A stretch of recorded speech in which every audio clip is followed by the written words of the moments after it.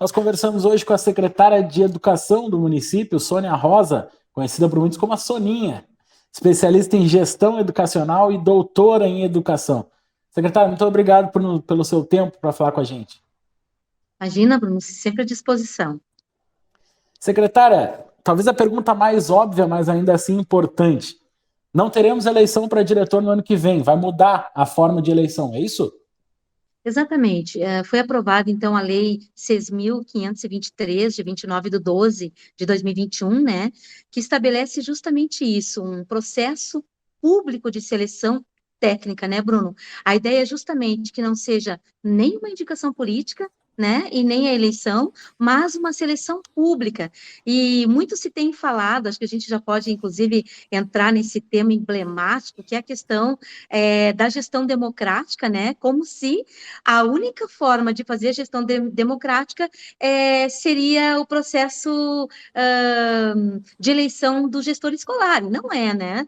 A gente sabe que gestão democrática é justamente aquele diretor que tem habilidade, que tem a competência de chamar a comunidade escolar, de fazer uma boa prestação de contas. Antes disso, um planejamento colaborativo, né? Que essas pessoas realmente entendam qual que é o financiamento da educação que está entrando na escola, e com esse financiamento, o que nós vamos escolher fazer ou não, né? Então, nem sempre, Bruno, a eleição garante esse tipo de coisa, né? É importante destacar e já daqui separar esses dois conceitos, né? Que gestão democrática, ela se faz sim no contexto escolar, independente da escolha do gestor escolar, né? Fazer a accountability, que é justamente a prestação de contas responsável do contexto escolar, é uma das competências e habilidades que nós desenvolveremos a partir da seleção, né, do processo público aí,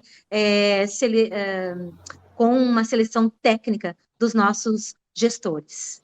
Alguns estão falando, quem é mais crítico ao processo, fala justamente nisso que a senhora comentou de indicação política. Tem medo de que se abra uma brecha, né? Por que isso não vai ser a volta da indicação política? Primeiro, né, porque nós vamos profissionalizar essa escolha, né, Bruno? Então, assim, ó, nós teremos uma empresa contratada através de um chamamento público, né, e depois com o nosso edital já organizado, essa seleção, ela se constitui de 4 etapas importantes, né? Primeiro, uma prova escrita, depois, uma avaliação de competências e habilidades dos gestores de cultura organizacional, né, que é o que é ser um diretor de escola, né? Depois, uma entrevista individual e também a avaliação dos títulos. Então, qualquer um diretor que hoje, inclusive, está na direção de escola, está apto a participar do processo seletivo, né, cumprindo essas 4 etapas. Uma vez qualificado e selecionado, poderá dar continuidade aí à sua gestão, né? Mas a ideia é realmente profissionalizar, viu, Bruno? Entendendo que esse processo público de seleção, ele qualifica um dos pilares mais importantes da gestão educacional, que é o diretor e o vice-diretor das escolas, que é o principal agente, né, de mobilização e também da instituição das políticas educacionais.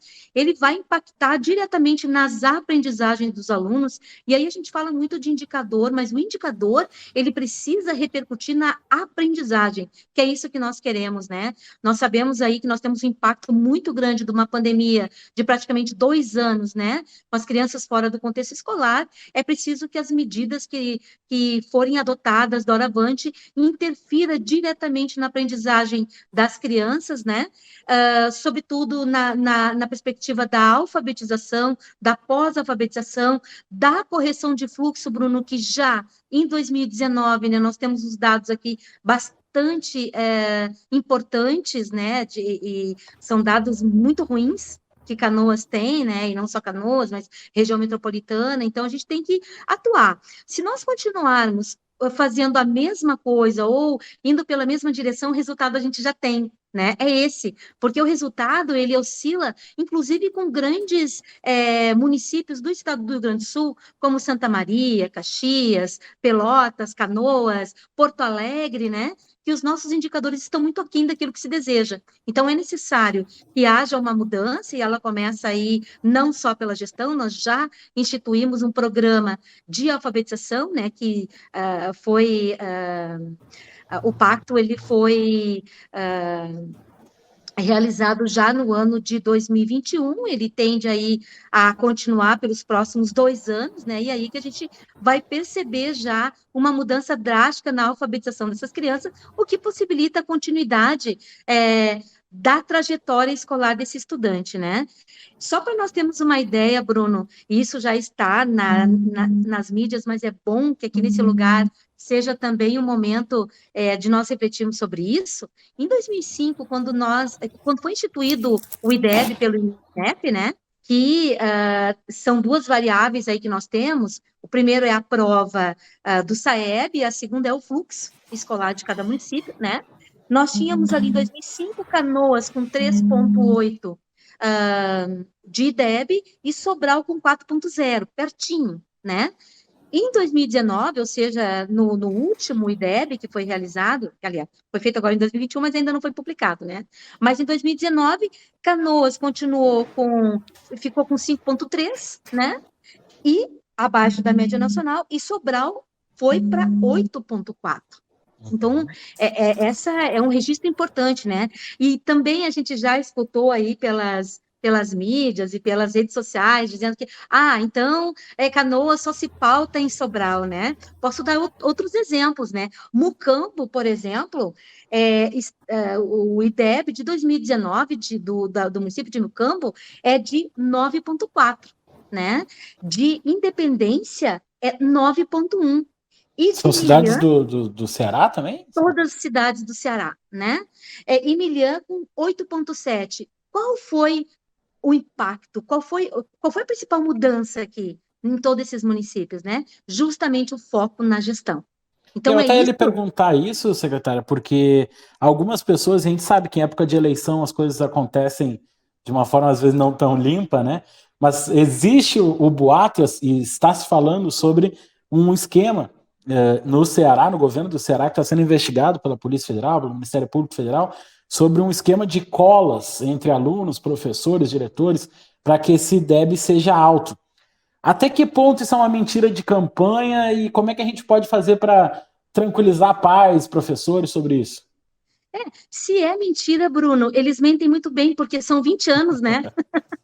São 20 anos de um trabalho de excelência, né? A gente tem que desvincular a educação da questão política, né? A educação é uma questão séria para se pensar nesse país. Então, são experiências exitosas, não é nenhum teste, né? É um trabalho de 20 anos. Sobral foi uma grande inspiração para o PAIC e depois o PNAEC, que é o Programa Nacional de Alfabetização na Idade Certa, né? Sai dali daquele contexto. Então, acho que a gente tem que olhar com cuidado isso, né? Principalmente quem é pesquisador da área, assim como eu, tem que estar atento a essas questões, né? Mas, Bruno, além disto, é muito bom destacar que em 2016 também foi realizado uma avaliação nacional da alfabetização, né? E Canoas, pasme, 55% dos alunos não tinham a competência e habilidade de leitura e escrita no terceiro ano. 55%. Né? Não é pouca coisa. A gente está dizendo que mais da metade dos nossos alunos não liam e nem escreviam em 2016, e não é muito diferente hoje, tá? Porque o contexto é o mesmo. A gente sabe que a nossa taxa de reprovação é muito alta, né? Isso E até em também qual é série que não lia, secretário? terceiro ano.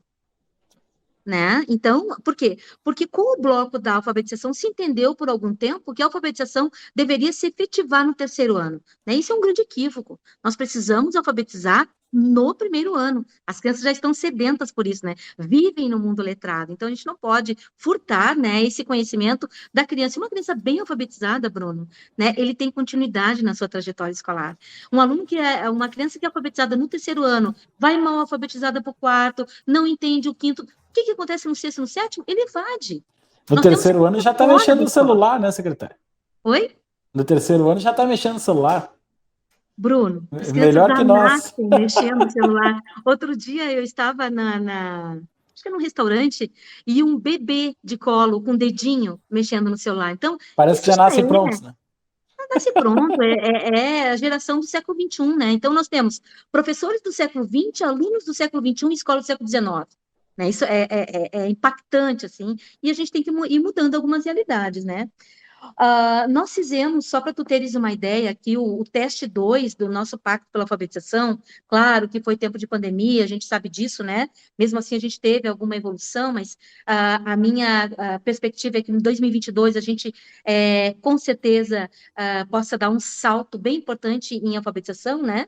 Mas só para tu teres uma ideia, em língua portuguesa, 36,7% dos alunos atingiram ali o nível 7. A gente não está falando nem de 5 nem de 6, é o nível 7, Nível né? 7 é o nível básico, Alto, assim. né?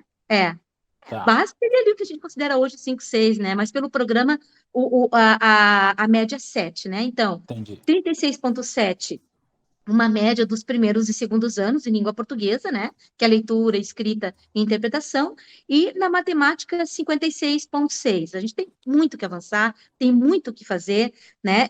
E esse mesmo pacto que foi instituído em Viamão, por exemplo, aqui pertinho, né? O Viamão, em 2017, tinha o seu nível, né, de alfabetização de 29%.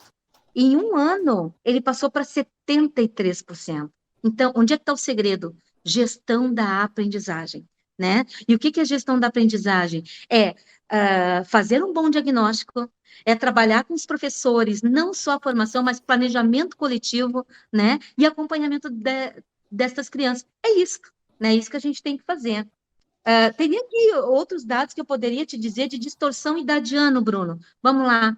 No terceiro ano, Canoas, tá? Isso eu estou falando de 2019, tá? No terceiro ano, a nossa distorção idadiana era de 15%, Para né? quem não conhece, secretário, o que é a distorção idadiana? Isso. Alunos que repetem por mais de 2 vezes o mesmo ano, tá? Uhum. No sexto ano, em 2019, nós tivemos 39% de distorção idadiana.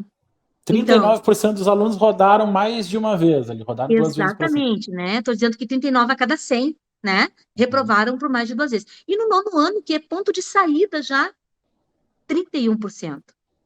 Vamos lá, vamos voltar São para números bem, Sobral. bem Terceiro relevantes, né? ano, Sobral, terceiro ano, 1% de distorção idadiana. Sexto ano, 2% de distorção idadiana. Nono ano, 4% de distorção idadiana. Então, quem é que está certo, né? Canoas, Sobral, município do Estado do Rio Grande do Sul, né? Então, a gente tem que avaliar, olhar para essas coisas, né? Nós poderíamos falar de outros estados também. Espírito Santo também deu um salto grandioso. Pernambuco, né, tem indicadores muito bons. Todos eles investiram na gestão escolar. Por quê? Porque o gestor, ele é o canal, né? Ele é o propulsor de implementação e de cuidado dessas políticas lá na escola, de acompanhamento efetivo da aprendizagem. Né? Antes de entrar mais nessa questão de técnica e política que isso envolve, eu queria trazer um pouco para a prática, que a senhora trouxe os resultados da vida dos alunos, né? Como é que vai se sentir na prática o pai, o aluno? Como é que, o que isso vai gerar? Qual é a mudança que vai acontecer? Perfeito, Bruno. Se tem um legado, ou dois legados, que a pandemia nos deixou, né? Uma delas é a tecnologia e educação, né? Que nós nos aproximamos mais da perspectiva tecnológica para poder enfrentar 2 anos de pandemia, né?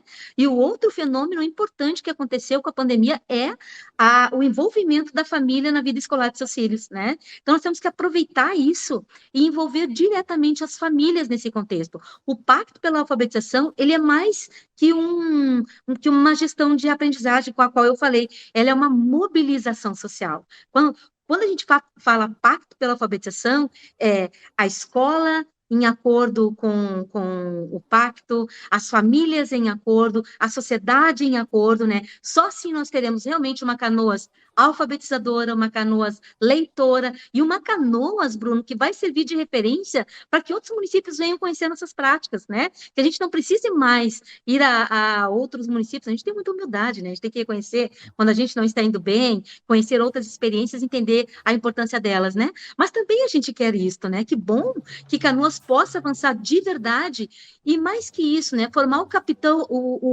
humano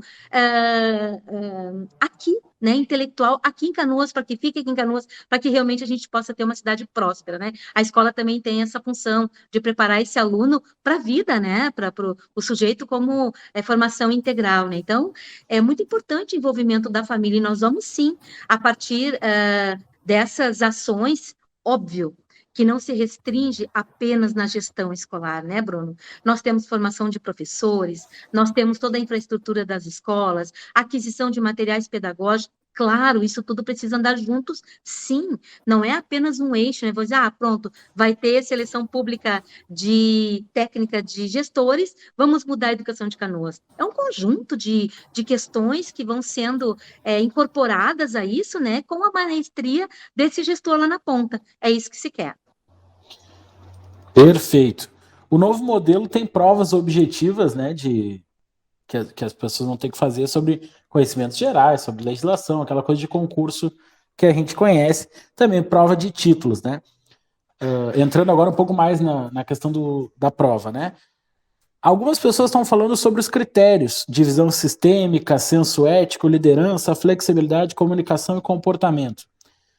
A senhora falou sobre uma empresa que vai fazer essa avaliação, esse processo todo, né?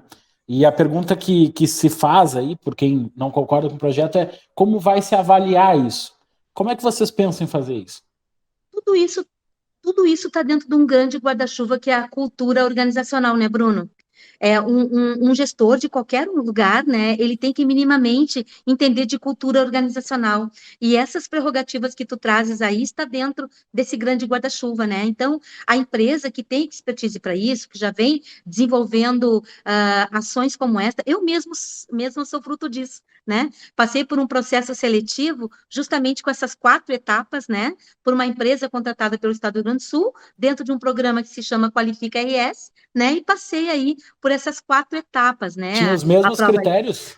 os mesmos critérios, prova escrita, avaliação de competências e habilidades de cultura organizacional, que implica também nessas prerrogativas que tu trazes aí, a entrevista individual, né, mais de uma, inclusive, eu passei, né, e a avaliação de títulos, mas tudo isso vai ser ainda refinado, tá, Bruno? Tem um edital que precisa ser construído, né, então tudo isso vai se encaminhar para que seja muito claro, muito transparente e com objetividade, né, que as pessoas realmente possam entender desse processo, que ele seja claro. E, mais uma vez, dizendo que é um processo de seleção técnica, né? Que não envolve participação nem da secretaria e nem de políticos, né? Acho que é bem importante, e até te agradeço esse canal aqui de comunicação para deixar claro isso para as pessoas, para as famílias, para a comunidade, para os próprios professores. Quantos professores que gostariam de participar, Bruno, de um processo como este, e às vezes, dentro do contexto escolar, já tem chapas tão arraigadas que sempre concorrem, né? E que se sentem um pouco.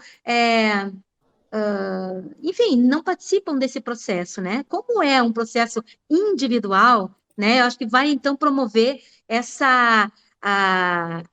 promove, né, a busca desse professor de poder participar e poder aí somar com a Secretaria Municipal da Educação nessa perspectiva. Eu acho que isso é bem importante, que a senhora falou sobre não ter envolvimento de políticos. Como é que isso vai acontecer? Como todo o processo vai ser feito externo, né? Então, é por isso que a gente está afirmando, né, que não haverá nenhum envolvimento político. A Isso prefeitura depois dá da as testagem, diretrizes ali e tal, e a empresa que faz o processo. e isso tem uma classificação, né, Bruno? E a partir daquela classificação, então, a gente vai ordenando ali os cargos de acordo com os critérios que foram instituídos e também com a classificação de cada um para assumir os cargos. Existe algum cálculo, secretário? Imagino que deve existir mesmo que uma estimativa, porque houve uma mudança no IDEB, né? Se a senhora puder comentar sobre isso, da verba que será distribuída, acredito que a lei que o governador aprovou, existe algum cálculo de quanto Canoas pode ganhar a mais ou pode ganhar a menos nessa perspectiva? Por que está se mudando? O que acontece? A emenda constitucional, ela garante ali 10%, né, Bruno? Que 10% do repasse do ICMS seja em cima dos indicadores educacionais. Isso é bastante importante, né? A gente sabe que educação se faz com orçamento, né? é um ponto, sim, que a gente tem que pensar, também é pensando nisso, que nós precisamos qualificar a educação, não só garantindo aí a aprendizagem dos alunos, mas que essa aprendizagem realmente reverta em bons indicadores para que a gente não tenha uma queda tão grande do ICMS repassado pelo Estado, né? Aqui no estado do Rio Grande do Sul são 17%, não são 10%, né? É 10% no primeiro momento, mas ao longo dos 6 anos serão 17%, né? Como nós temos a refinaria aqui, o nosso orçamento é um pouquinho maior, então a gente já teria uma queda natural, né? Eu não tenho esse cálculo aqui agora, mas sim, a gente perde, e se nós não pensarmos nos nossos indicadores, a gente pode sim perder um pouco mais. Então, estamos atentos a isso também. Então, se continuar como está hoje, a previsão é de que se baixe o valor que se recebe. Com É certeza. isso. Com Precisa certeza. aumentar para chegar no mesmo valor e aumentar bastante para aumentar o valor de hoje. Perfeito. Além disso, né, é bem importante a gente entender que, além da prova do SAEB, nós teremos o SAERS, que é o Sistema de Avaliação do Estado do Rio Grande do Sul, né? Então, essa prova, ela era bianual, me parece que agora será anual, alguns regramentos da prova, acho que vai sofrer alguma alteração pela SEDUC, né? Mas é sim um instrumento que será utilizado. Então, dentro de toda a questão de ordem curricular, que já foi, inclusive, organizada junto com os professores, à luz da BNCC e à luz do referencial curricular gaúcho, que já foi realizado, né, nós precisamos ainda estar atento às matrizes de referência, tanto do SAEB quanto do SAERS, né, não apenas a matriz pela matriz, mas que essas matrizes façam parte do grande conjunto curricular que nós temos no município. Né, precisamos estar atentos, porque a gente sabe que as avaliações, elas têm essas matrizes e são com esses conhecimentos que serão medidos nossos alunos, né? Então é importante estar atento a isso. Secretária, esse processo, eu não sei quando é que era a eleição, se era ano que vem ou no outro, esse processo deve acontecer quando? E quais são as fases até a gente chegar nesse momento? Então, nós tivemos o primeiro passo, que é a aprovação aí da lei maior, né? Deve sair aí uma lei complementar, né, Bruno? E também o edital que vai especificar todas essas 4 etapas aqui avaliativas, né? A ideia é que no primeiro semestre a gente consiga concluir toda essas 4 fases.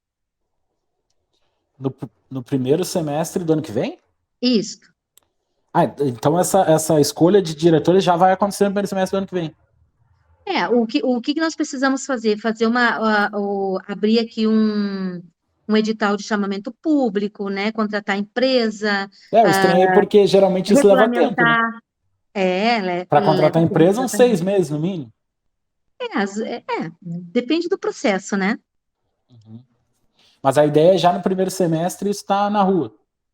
A ideia no primeiro semestre já dá um bom andamento nesse processo, né, Bruno? A gente sabe, bem como tu falaste, cada processo é um processo, né? Então, a gente não quer. Nós queremos que os prazos sejam exíguos para que a gente possa, assim, dar conta disso, não tardiamente, né? Mas também com todo o cuidado que o processo exige. Perfeito. Secretário, se a senhora quiser deixar um recado aí para os professores, para os pais, sobre essa mudança, porque toda mudança gera muita insegurança, né? E eu imagino Perfeito. que muitos estão preocupados com o que vai acontecer. Além de tudo que nós falamos aqui, né, Bruno, que é pensando nos alunos, o nosso foco aqui é o aluno, é a razão do nosso fazer, né, da mudança, né, dessa perspectiva de aprendizagem que nós precisamos mudar no nosso município. A outra questão bem importante é a gestão democrática. Né? Que nós precisamos entender o processo de gestão democrática e descolar como unicamente eleição de diretores. Acho que isso é importante as famílias entenderem, os professores entenderem, né? Entender que eles podem fazer e devem fazer parte desse processo, né? E que uma vez eleito, Bruno, né, com toda uma formação que nós também vamos organizar, que esse caráter de gestão democrática seja muito mais intensificado. né?